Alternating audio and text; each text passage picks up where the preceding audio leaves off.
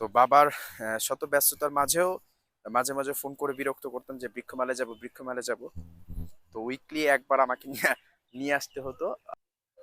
আর গাড়ি ভরে ভরে আমি আসলে এই চারাগুলো কিনে নিয়ে যেতাম, পিক আপ ভরে ভরে আমি গাছের চারা কিনতাম এখান থেকে। তো অনেকদিন হয়ে গেছে বৃক্ষ মেলায় আসি না, গত লাস্ট 4-5 বছরে বাবা চলে যাওয়ার পরের থেকে আর বৃক্ষ মেলায় আসা হয়নি। তো আজকে আসছি, আজকে আপনাদেরকে একটু ঘুরে দেখাবো। আর যারা প্রকৃতি প্রেমিক আছেন তারা চাইলে কিন্তু আপনারা বৃক্ষ মেলায় চলে আসতে পারে। তারা অন্তত গাছ কিনেন আর না কিনেন, উম, এসে ঘুরে যেতে পারেন, কিন্তু বিভিন্ন ধরনের আপনার আইডিয়া হবে অন্তত। ঠিক আছে।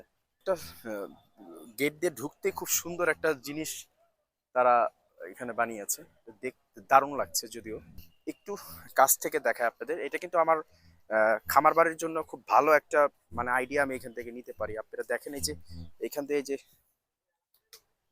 এগুলো বানিয়েছে হাতার রাস্তাটা, আর এখান থেকে একটা সিটিং চেয়ার দিয়েছে তারা।